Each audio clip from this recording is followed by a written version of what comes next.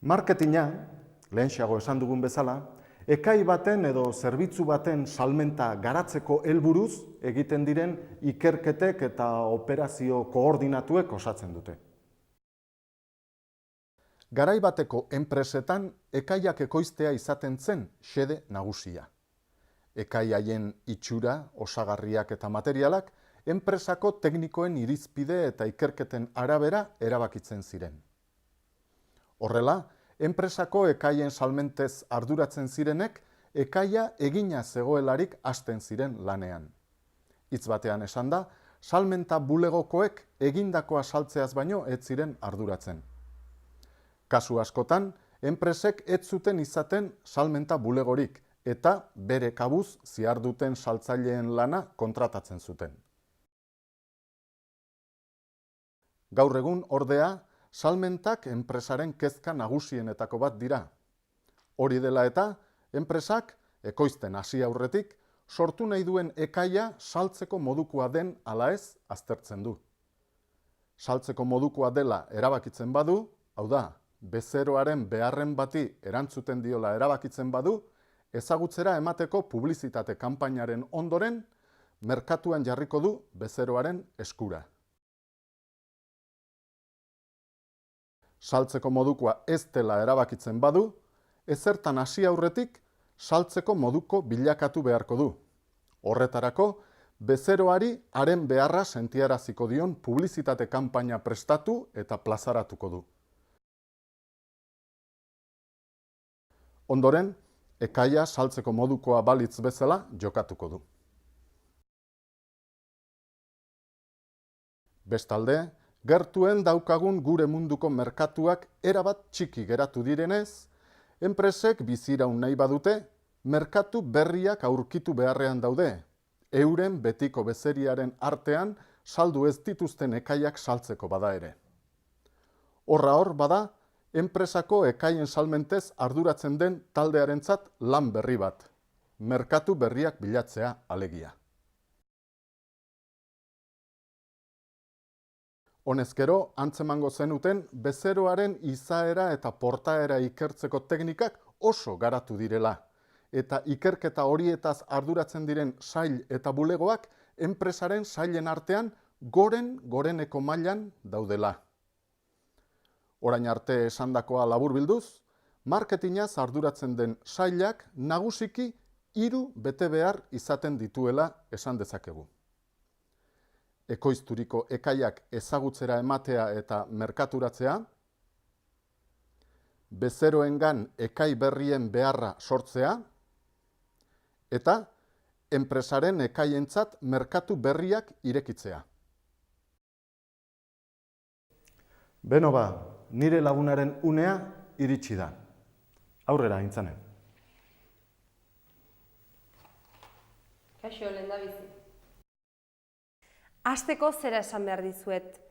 Marketingaren oinarria dudarik gabe merkatu ikerketak dira.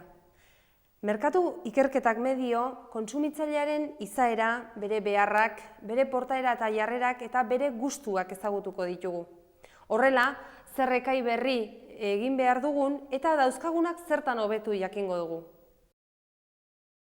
Gure enpresa txikia da, baina modernoa. Gaur arte, hainbat ekai atera dugu merkatura, ziur nago horietako asko ezagutzen duzuela. Orain urtebete, ingenieru gazte batek txatxur izenaz patentatu zuen ekai bat aurkeztu zigun. Hortzeskubil bat zen, hortzorea eta ura barruan zituena. Behin erabilita, bota egiten zen, eta gai biodegradagarriz egina zegoen.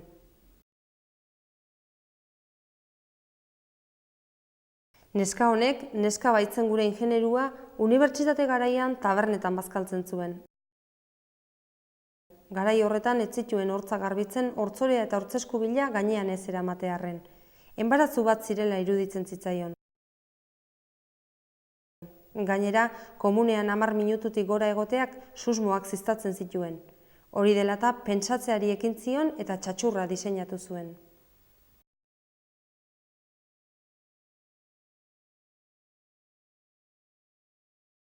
Gure gana etorri zen arrakasta handiko ekaia zuelakoan. baina bere intuizioa, bere ustean eta lagunek esandakoan oinarritzen zen. Jakin nahi zuen ea bere intuizioak oinarririk bazuen errealitatean.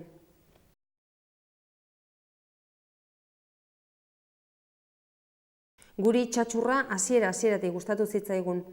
Alde batetik, azaleko begiratu batek, merkatuan ez halakorik, ez antzekorik ez zegoela erakutsi zigun. Beraz, lehendabiziko oztopoa ederki garaitu zuen.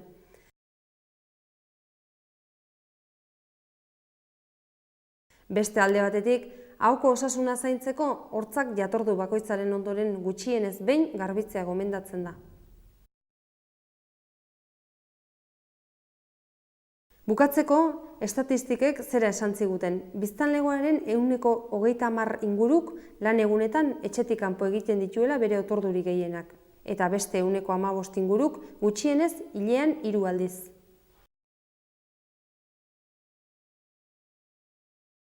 Informazio hau kontuan hartuta lanean hasi ginen.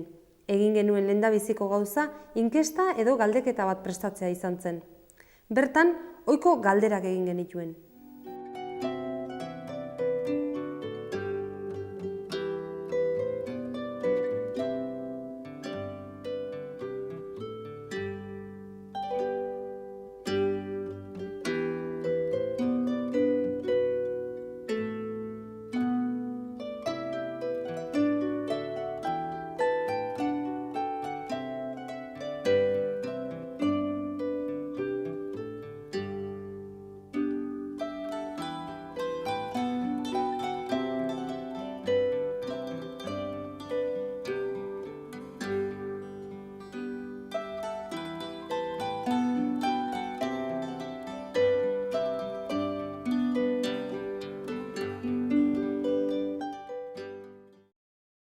Honelako eta beste era batzutako galderak zituen galdetegi batez fabriketara eta jatetxeetara jo genuen.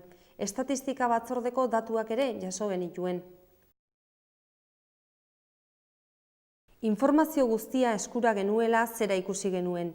Etxetik kanpo jaten duen biztanlegoaren 67%ak gustora hartuko lukeela txatxurra. Hori jakinda gure bezero potentzialaren kalkulu egin genuen.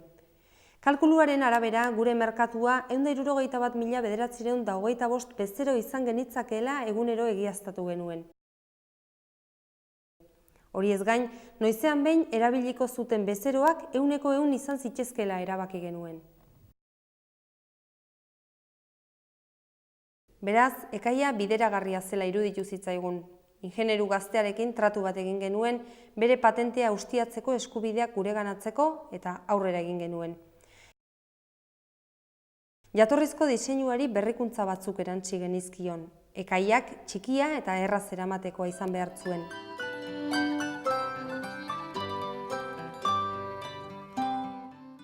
Bere osagarri guztiak biodegradagarriak.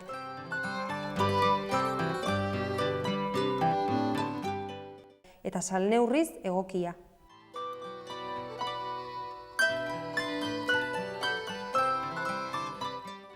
Ondoren, gure teknikariak martxan jarri genituen materialak, produkzioerak eta beharrezko makineria aztertzizaten.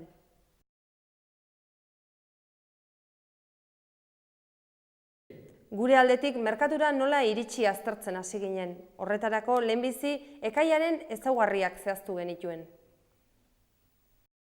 Zigarro baten tamainakoa izango zen. Agian apurtxo bat lodiagoa, baina ez luzeagoa.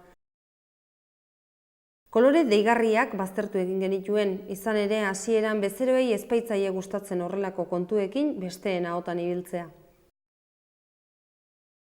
Horrela ba, lehenengo txatxurrak zurezkoak izan ziren. Ondoren, marken erroldan txatxur izeneko beste ekairik ez zegoela egiaztatu genuen. Galdetuko didazue zergatik aukeratu genuen izen hori.